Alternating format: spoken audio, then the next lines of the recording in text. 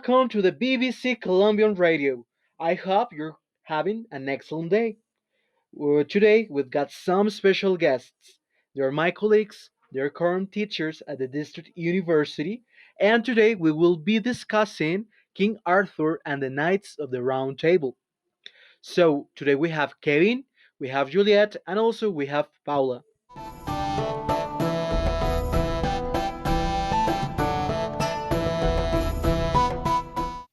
So, what about your stories, Christian? Yes, Juliet. The first one is an adventure of Sir Gawain. So he was riding through lands without meeting any adventure. He was traveling from Pentecote till Michaelmas, and nothing pleased him. But everything changed. He found Sir Ector, and he rejoiced greatly. So they started talking, and from nowhere it appeared a hand, showing into the elbow, covered with a red samite, and holding a great candle. This hand passed into the chapel and vanished. Then they heard a voice. Nags full of evil, fate, and purely. These two things have failed you, and therefore you may not come to the adventure And the of the same Holy voice Grail. also told them, a holy man to whom they have confessed their sins said, you fail in three things: charity, fasting, and truth. And so they are great martyrs. But sinful as Sir Lancelot was, as he has taken upon him to forsake sin, and if he hadn't been so unstable, he would be the next to achieve it. And After then Galahad, Gawain his said, son. by your words, it seems our sins will not let us labor in that quest. Then truly, answered the hermit. So finally he departed with Sir Ector. The second story is the adventure of Sir Bors. So Sir Bors left Camelot on his quest, and suddenly he met a man riding on an ass, and he saluted him. As the holy man recognized him to be one of the knights who were in quest of the Holy Grail. So they went together to the hermitage, and the good man allowed Sir Bors to enter into the chapel, where he mentioned the sins he had committed. So after they sat together, they ate bread and drank water. And then the hermit said, you that you not eat none other until you sit at the table where the Holy Grail shall be. And so Sir Bors agreed it thereto. Also he exclaimed, instead of a shirt, you shall wear a garment, till you had achieved your quest. So then he puts on a scarlet coat, and finally the good man questioned him, marveled him, to find him pure in his life. After this experience, Sir Boris traveled and Sir had Bors many, was many templed, adventures, but he did always remind the man's words, and he kept himself clean of wrong. Once he almost slain his brother, but a voice cried and touched him, not to slay him, and hearkened and stayed his hand.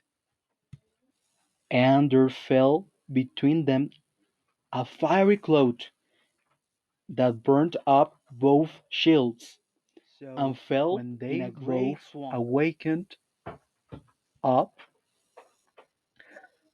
Sir Bors saw that his brother had no harm, and with that voice spoke to him, saying, Sir Bors, go hence, and bear your brother fellowship no longer, but take your way to the sea.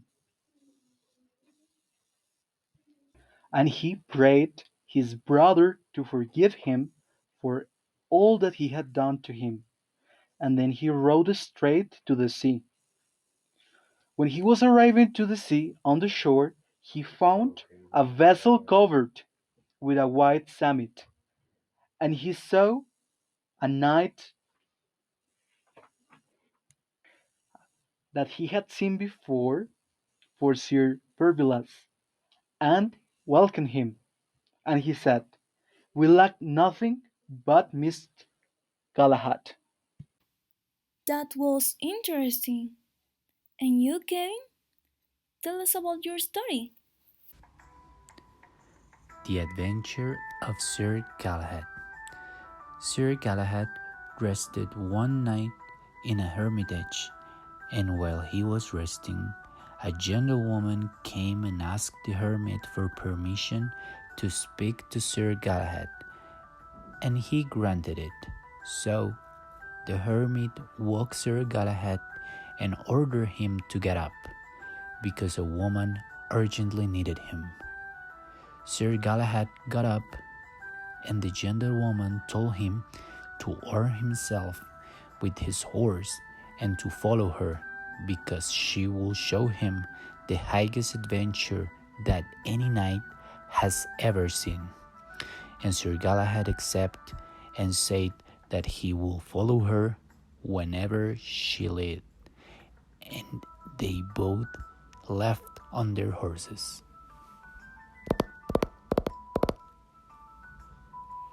In 3 days, they reached the sea, where they found the ship where Sir Boris and Sir Percival lay. They were received with great joy by the two knights. Then the sails were extended, and the ship was carried by the wind and wonderful peace until they reached the land of Logris, whose entrance lies between two large rocks with a whirlpool in the middle.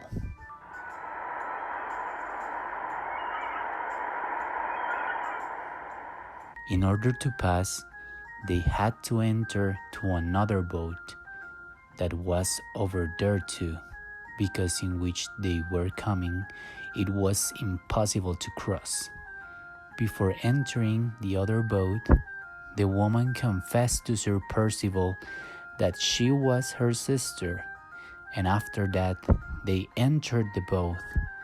And this was a beautiful boat, decorated and rich, and in the middle of the ship there was a bed, and Sir Galahad went to it and found in it a silk crown and a sword drawn from and half standing scrap.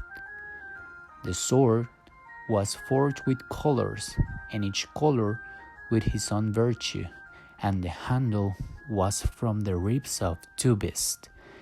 The first was the bone of a snake, and the other is the bone of a fish that swims in the Euphrates, and no man will grasp this sword but the one who is better than the other man.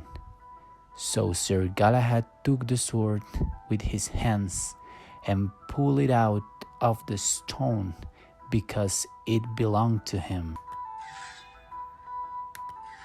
After this, he learned the stories of other knights who had tried to do it, but they have failed. After this, they abandoned the ship and entered to another that took them to many adventures.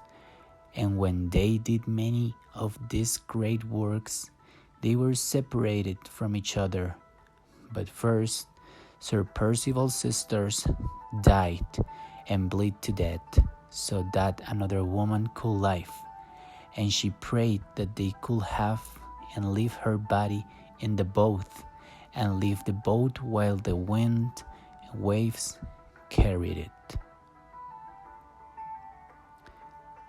Okay, firstly, in the plot, we can see right here that the story is basically how Sir Galahad was the only knight capable of taking the sword that was on the ship, because he was pure with a pure heart. and a noble heart. The setting of the story is the same as the whole round table. This is an aristocratic activity throughout the Europe from the 13th to the 15th century, and as a places we can place the land of Logris was where the sword was. Characters we have here: Sir Galahad, Sir Percival, Sir Boris, and the gentlewoman who was Sir Percival's sister.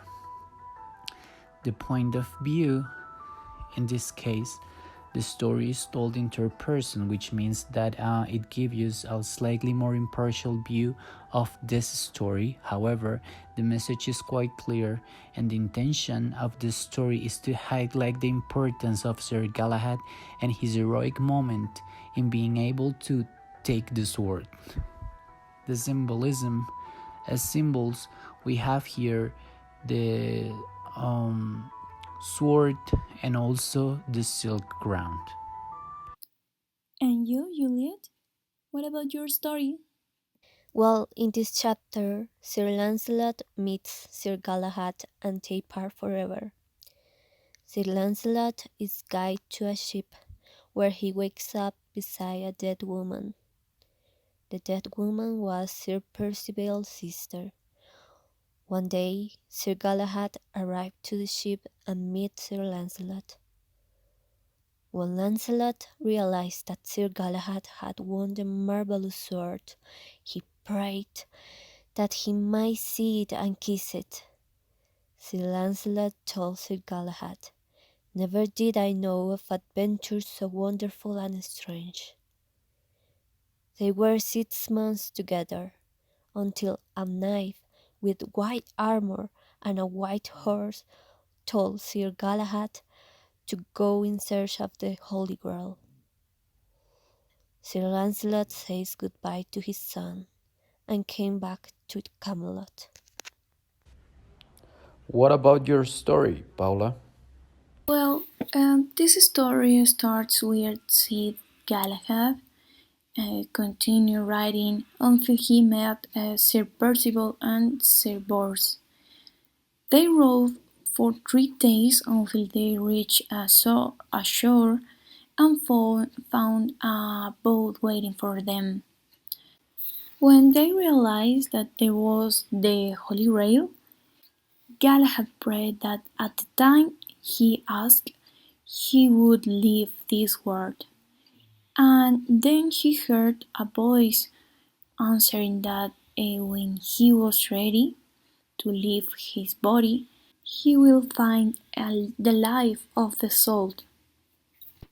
They stayed in the ship a time when they saw that the city of Sarras was closed to them. So they took the decision to took from the ship the silver table, but it was so heavy. So when they got to the bridge, they saw an old man and asked him for help. But the old man said that have been past 10 years that he couldn't walk by himself. But Galahad asked him again to try. And then the old man stood up and ran to the silver table, and it was like a miracle. And the story of this miracle flew to whole city and reached the ears of the king.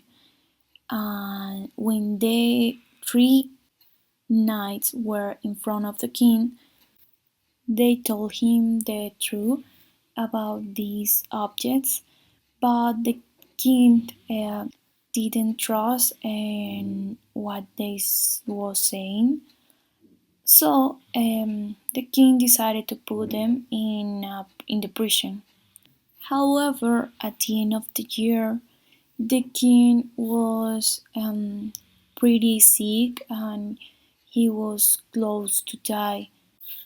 So he asked for forgiveness to them, because of what he had done. After that, the king died, and it was a bad news for the citizens because they didn't have a king. But there was a suggestion in the public that the youngest of the knights might be the new king, and that was Galahad. He accepted and ordered that a chest of gold and precious stones be made to surround the silver table, and every day he and the two knights would kneel before it and pray. At the end of the day, they three went to the palace, but they saw a man with appearance of a bishop surrounded by a great multitude of angels kneeling before the holy vessel. And that was the moment that Galahad passed away with that man. Also, they saw a man from the heaven, but there was no body behind it. And he came to took the Holy Grail and also the Holy Spirit in order to take them back to the heaven. Finally, when Percival and Bors saw Galahad lying dead, they were so sad, and also the people of the city too. And they decided to bury him there. Then 2 years and some months passed after that, and Percival died also. He was buried also there in that city, in Sarras. So Bors decided to go back to Camelot in order to tell the stories and to tell to Sir Lancelot the last words of Galahad.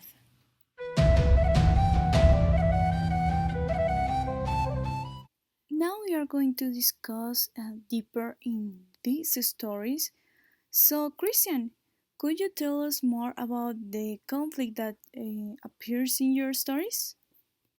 Yes, Paul, as you mentioned, we have some conflicts in those stories. For example, in the story of Sir Gower, we are able to analyze that the honor and the religion is always presented. And as they are knights, the honor is something that they should take into account. And we do also need to understand the context of this book, and the Catholic religion was something that was predominant at that time. And it was also mentioned that they failed in important things in terms of honor, like fasting, the truth, and the charity. Those are important elements to analyze.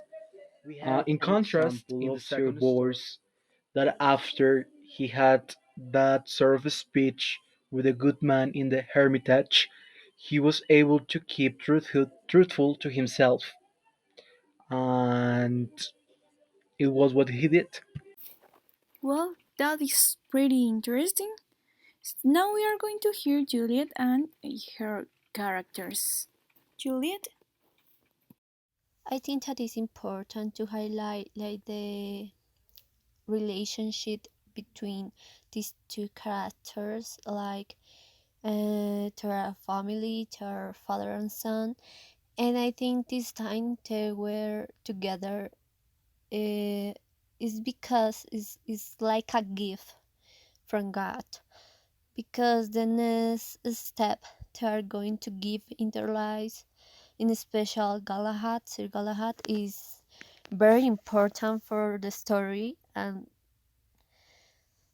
you know that the Holy Grail is a fundamental part of this story, is so important, and the quest to find it is uh, a task that is given to Sir Galahad in this chapter.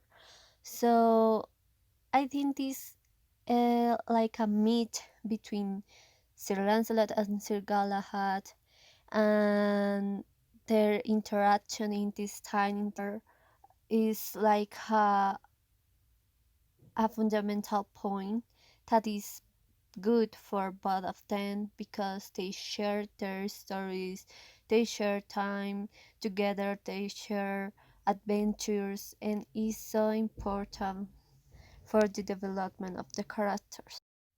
And Paula, what can you tell me about the symbolism in the chapter? Well, regarding to the symbolism, we have to consider, for example, the image of a man, of a bishop that Galahad saw at the moment that he was passing away. That was a representation of a divine man. Also, you can identify the idea that if you want to see, you have to believe. When the old man walks in order to hold the silver table, and it was like a miracle, and it was because he believed that it could. So the symbolism of the religion, the beliefs, and also the idea to catch your goal or your objective in your life, that you have done what you have to do in this life, it is presented during whole references and each interaction in this story between characters, and also the punishment that the king received because he didn't believe in what the knights was telling to him was an important fact that we can consider. But now I think that we have many details to analyze as a symbolism, and most of them are references to the religion and mainly God. Now that was all for today. Thanks for have time to listen this podcast, and don't forget to follow us to listen more analysis about different stories. Have a nice day and see you next week.